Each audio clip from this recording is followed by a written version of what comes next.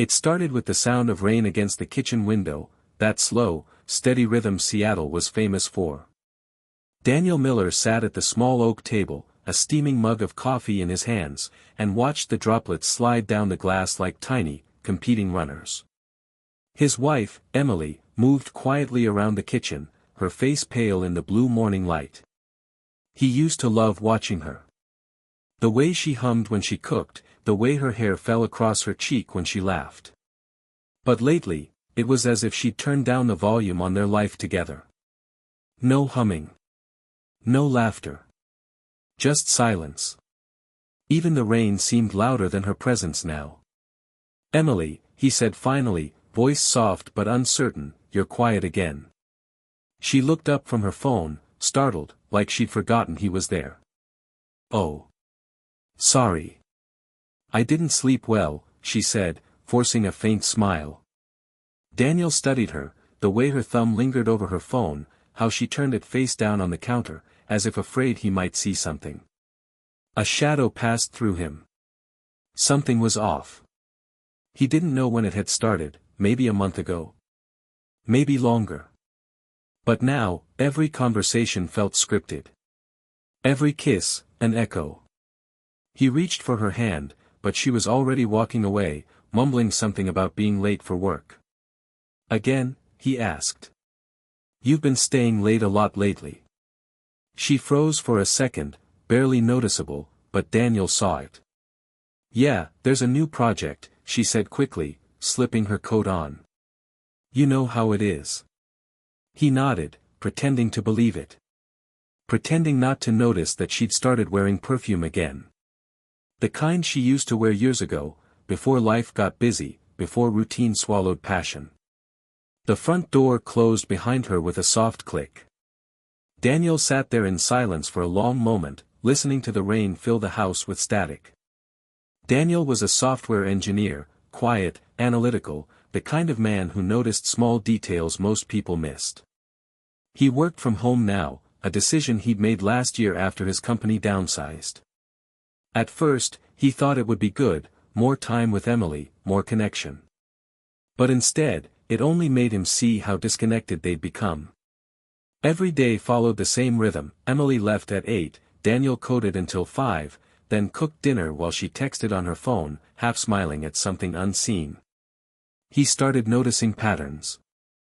A new number on her call log, unsaved. Frequent texts after midnight. A sudden interest in yoga classes she'd never mentioned before. One evening, he brought it up carefully. "So, how's yoga?" She blinked, mid-bite of her salad. "Good," she said after a pause. "Relaxing." He nodded. "Where's the studio?" "Downtown," she said. "Too fast." Daniel smiled faintly, pushing his fork through his food.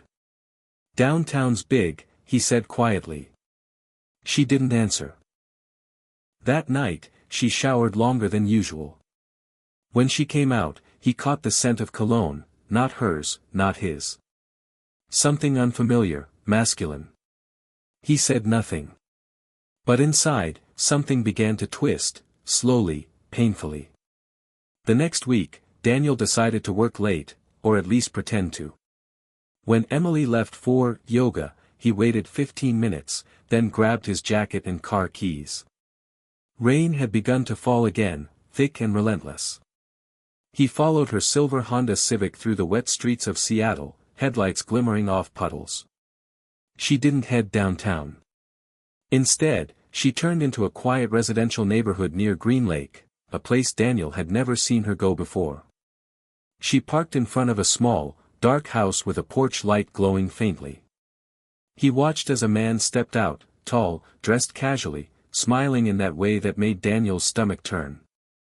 Emily got out of her car and walked straight into his arms. No hesitation. No fear. Just comfort.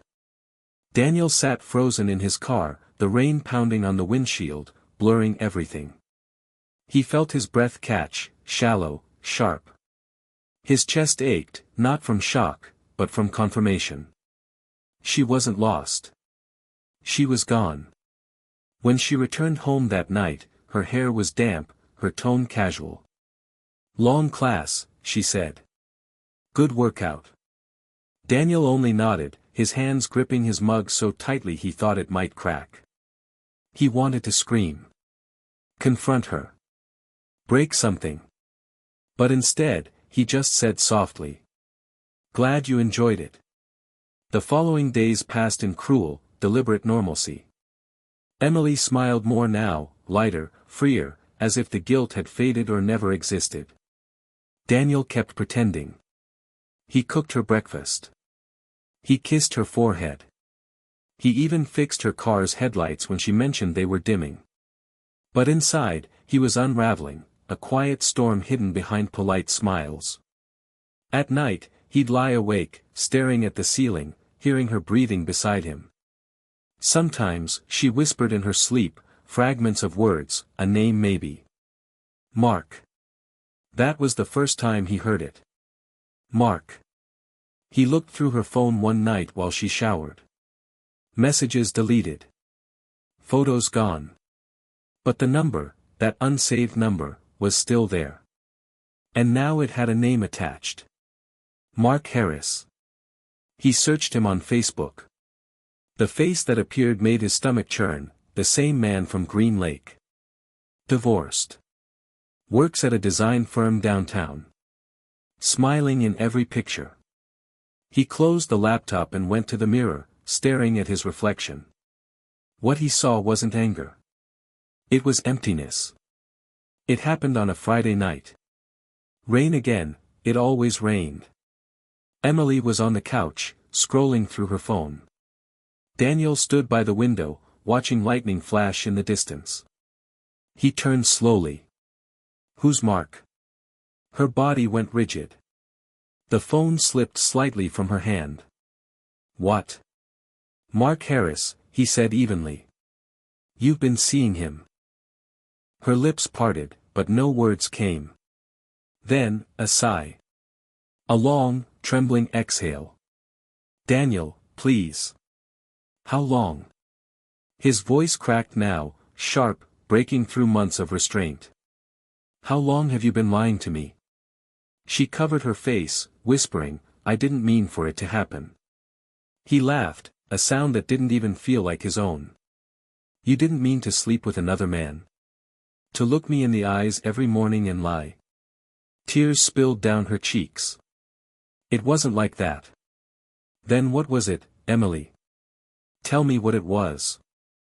Silence. Only rain and the sound of her breathing. Finally, she said, it was real.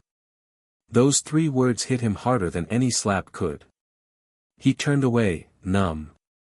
Daniel didn't sleep that night.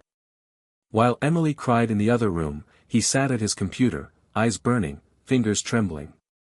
He found Mark's business address. His email. His company profile. Everything. By morning, he had a plan. He wasn't going to scream. He wasn't going to hit. He was going to destroy them quietly, methodically, the same way Emily had destroyed him. It started small, anonymous emails to Mark's company, tips about inappropriate workplace behavior. Then screenshots, carefully fabricated but believable. Within a week, Mark was suspended pending investigation.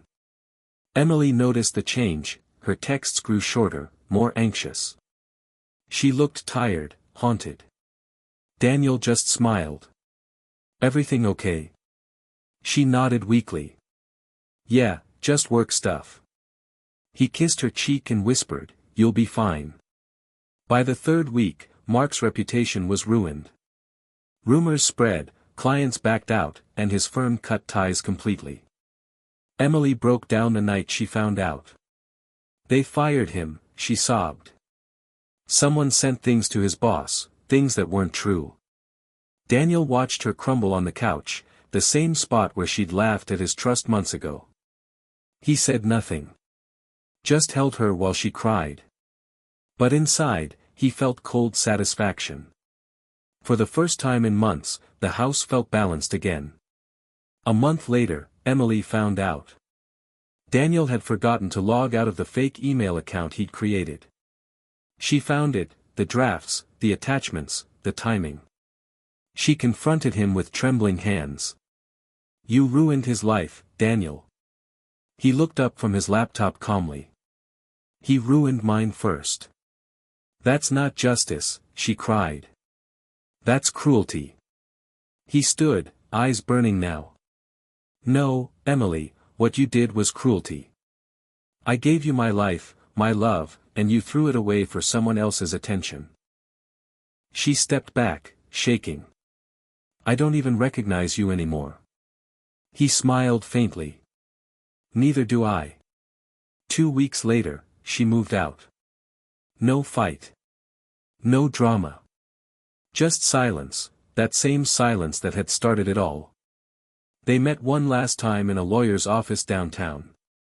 Rain against the window again, gray skies reflecting their faces. When she signed the papers, her hands trembled. "I never stopped loving you," she whispered. Daniel didn't look up. "You just loved someone else more." Months passed. Daniel still lived in the same house, the same routine, the same rain. But it was quieter now, truly quiet. Sometimes, he caught himself replaying old memories, her laughter, their road trips, Sunday mornings. But they felt like someone else's life. He learned to live between the raindrops, in the space where pain becomes memory and love becomes something distant. One evening, as the sun set behind the gray clouds, he walked to the porch, coffee in hand. He thought of Emily, somewhere out there, maybe with someone new, maybe alone. He didn't hate her anymore. But he would never forgive her either. The rain began again, soft, endless, familiar. Daniel closed his eyes and whispered to himself. "There's peace in silence, even if it comes too late." And the city kept raining. Just like it always had.